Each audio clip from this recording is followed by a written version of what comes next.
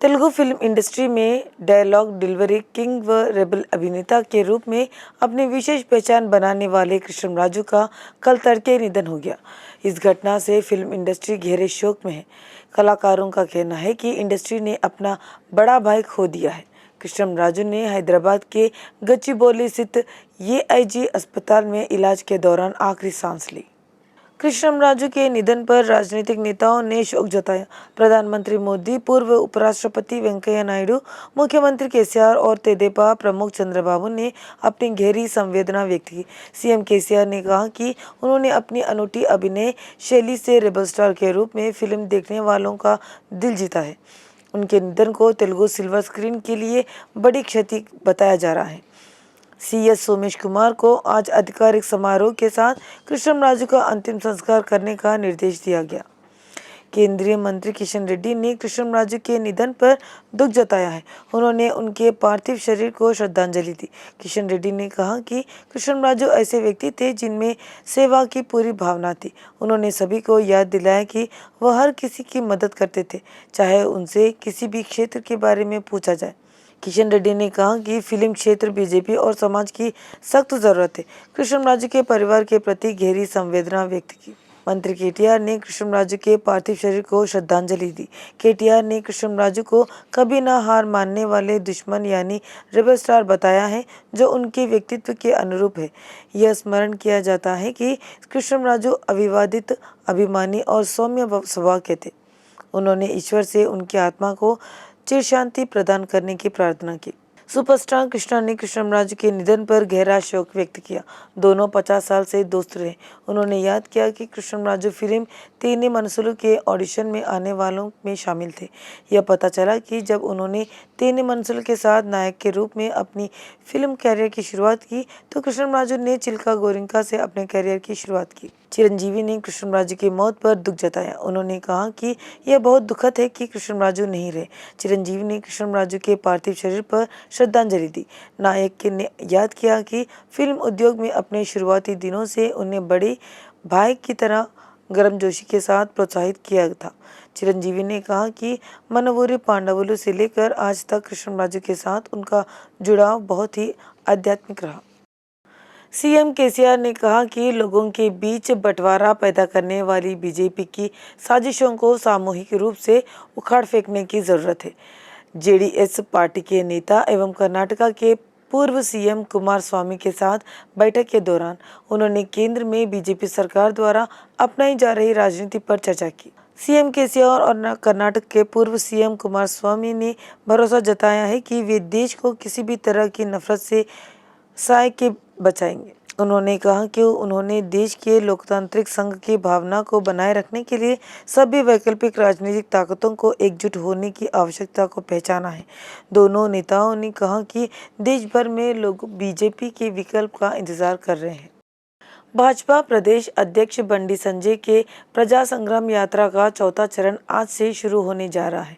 BJP राष्ट्रीय महासचिव, तेलंगाना संगठन के मंत्री सुनील बंसल और राज्य मामलों के प्रभारी तरुण चुग मुख्य अतिथि के रूप में इस यात्रा के उद्घाटन में शामिल होंगे। जैसे ही कुतबुलापुर निर्वाचन क्षेत्र से पदयात्रा शुरू होगी, संजय आज गाजुला रामाराम चित्ताराम देवी के दर्शन करेंगे। वहां विशेष पूजा करेंगे। दर्शन के बाद पदयात्रा शुरू होगी।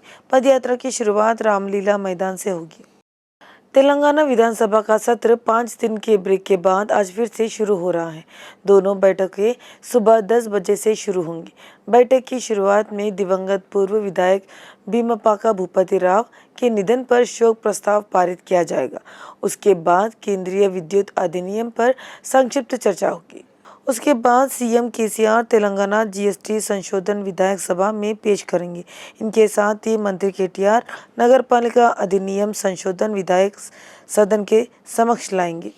मंत्री हरीश राव सरकारी कर्मचारी आयु सीमा संशोधन विधायक सदन में पेश करेंगे। कर्नाटक के पूर्व सीएम कुमारस्वामी ने मंत्री केटीआर की तारीफ की। प्रगति भवन की सीएम केसीआर के साथ बैठक के संदर्भ में कुमारस्वामी ने मंत्री केटीआर के साथ विशेष बैठक की। इसी के साथ उन्होंने केटीआर की तारीफ के पुल बांधे। टीपीसीसी प्रमुख रेवंत रेड्डी ने कर्नाटक के पूर्व सीएम कुमारस्वामी की राज्य के सीएम के साथ बैठक की। आलोचना की। रेवंत रेड्डी ने पूछा कि क्या कुमारस्वामी केसीआर द्वारा बनाई जाने वाली नई पार्टी में अपनी पार्टी का विलय करेंगे। रेवंत रेड्डी ने आरोप लगाया कि केसीआर यूपी के सहयोगियों को कांग्रेस से अलग करने की कोशिश कर रहे हैं। केसीआर जगन चंद्रबाबू, नवीन पटनायक और एकनाथ शिंदे से नहीं मिलेंगे। राज्यसभा सदस्य और कृष्णैया ने कहा कि सरकार की बच्चों की शिक्षा के प्रति अनदेखी ही छात्रों की समस्याओं का कारण है।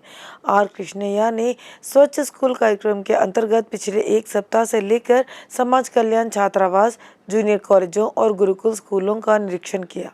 आर कृष्णैया ने सिकंदराबाद के महेंद्र हिल्स स्थित रेसिडेंशियल स्कूल का निरीक्षण किया। उन्होंने यहां छात्रों को प्रदान की जाने वाली शिक्षा सुविधाओं पर संतोष व्यक्त किया। सीएलपी नेता भट्टी विक्रमार्क ने कहा कि राहुल भारतीयों को एकजुट करने के लिए भारत जोड़ो यात्रा कर रहे हैं। उन्होंने कहा कि भारत जोड़ो यात्रा का उद्देश्य अमीर और गरीब के बीच की खाई को कम करना है।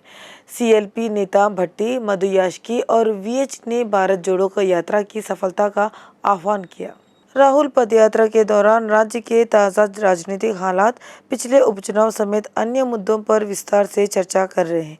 सीएलपी नेता भट्ट विक्रमार्क, कांग्रेस अभियान समिति के सदस्य मधु यास्की गौड़ और पूर्व सांसद वीएच हनुमंतराव ने कहा कि कांग्रेस नेता राहुल गांधी ने आर्थिक, राजनीतिक और सामाजिक रूप से भारत निर्माण के लिए भारत जोड़ो यात्रा की है, ताकि भारत अन्य देशों से प्रतिस्पर्धा कर सके।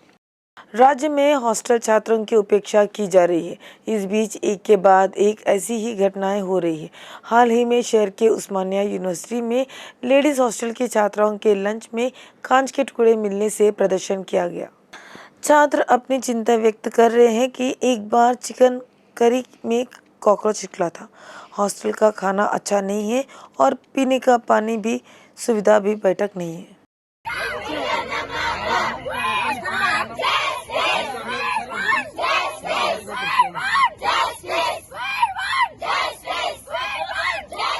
मंत्री तलसानी श्रीनिवास यादव ने केंद्र पर निशाना साधते हुए पूछा कि आदिवासी यूनिवर्सिटी और 10% आरक्षण के मुद्दे को लेकर केंद्र द्वारा क्या कारगर कार्रवाई की गई। बंजारा हिल्स में नवनिर्मित बंजारा भवन और आदिवासी भवन का निरीक्षण किया गया। इस मौके पर मंत्रियों ने केंद्र पर निशाना साधा। उन्होंने आदिवासियों के लिए 10% आरक्षण लागू करने के राज्य सरकार के फैसले की अनदेखी के लिए केंद्र सरकार की आलोचना की। उन्होंने इस बात पर रोष व्यक्त किया कि आदिवासी यूनिवर्सिटी की स्थापना के लिए भूमि आवंटित किए जाने के बावजूद केंद्र की ओर से कोई प्रतिक्रिया नहीं मिल रही है। अकादमी हाइट्स पब्लिक स्कूल, बोडुप्पल नगर पालिका निगम मेडचल जिला के प्रांगण में शिक्षा दिवस समारोह का आयोजन किया गया। इस अवसर पर गुरु ब्रह्मा 2022 पुरस्कार समारोह का आयोजन किया गया। कार्यक्रम में बतौर मुख्य अतिथि के रूप में जीडी लक्ष्मण नारायण शामिल हुए। उन्होंने कहा कि आज की शिक्षा प्रणाली में बदलाव की जरूरत है। जीडी लक्ष्मी नारायण ने शिक्षण संस्थानों से ज्ञान के आधार पर शिक्षा देने का आह्वान किया, न कि रैंक के आधार पर। तेलुगु छात्रों ने एक बार फिर जेईई एडवांस के नतीजों में शानदार प्रदर्शन किया। राष्ट्रीय स्तर पर शीर्ष 10 रैंकों में से 4 रैंक पर परचम लहराया। पीएल साई लोहित रेड्डी ने अखिल भारतीय स्तर पर दूसरा स्थान हासिल किया। वंगपल्ली साई सिद्धार्थ ने चौथा, पी कार्तिकेय ने छठा और धीरज ने 8वां रैंक हासिल किया है। तेलंगाना और आंध्र प्रदेश के छात्र विभिन्न श्रेणियों में शीर्ष स्थान पर है। आईआईटी, एनआईटी और IIIT में दाखिले के लिए काउंसलिंग प्रक्रिया कल से शुरू होगी। देश भर में 1,55,538 लोगों ने जेईई एडवांस परीक्षा लिखी। इनमें से 40,718 ने क्वालिफाई हुए, जबकि मुंबई जोन के आर के शिशिर ने 360 में से 314 अंक हासिल कर पहला स्थान हासिल किया। दिल्ली की छात्रा तनिष्का ने लड़कियों के वर्ग में 277 अंकों के साथ टॉप किया। राष्ट्रीय स्तर पर 24वें स्थान पर रहने वाली पल्ली जलजाक्षी आईआईटी मद्रास क्षेत्र की लड़कियों की श्रेणी में टॉपर के रूप में उभरी। पूरे राज्य में चर्चा का विषय बने साई प्रिया हत्या मामले में सनसनीखेज बातें सामने आई है। पुलिस ने निष्कर्ष निकाला कि किला घनपुरम मानाजीपल्ली में साई प्रिया नाम की युवती का उसके प्रेमी श्रीशैलम ने दुष्कर्म किया और उसकी हत्या कर दी। साई प्रिया के पिता की बेटी के लापता होने की शिकायत पर पुलिस ने जांच शुरू की। इसके बाद आरोपी श्रीशैलम को हिरासत में लेकर पूछताछ की गई और असली मामला सामने आया। पुलिस ने खुलासा किया कि माता पिता को जानकारी दिए बगैर श्रीशैलम के पास आई साई प्रिया को शादी करने के लिए मजबूर कर रहा था। उसने शादी से इनकार कर दिया। इस पर श्रीशैलम ने उसके साथ दुष्कर्म कर उसकी हत्या कर दी, जबकि बंडू नाम के व्यक्ति ने उसे शव ठिकाने लगाने में सहयोग दिया था। हैदराबाद के सैफाबाद पुलिस स्टेशन सीमा में जाती हुई लोटस अस्पताल में चिकित्सा के दौरान लापरवाही के चलते 6 साल के बच्चे की मौत हो गई। इससे अस्पताल में तनाव की स्थिति बनी रही। पीड़ित परिवार द्वारा आरोप लगाया गया कि डॉक्टरों की लापरवाही से बच्चे की मौत हुई है। परिजनों ने अस्पताल के सामने लोटस अस्पताल प्रबंधन व चिकित्सा के खिलाफ कार्रवाई करने की मांग करते हुए प्रदर्शन किया।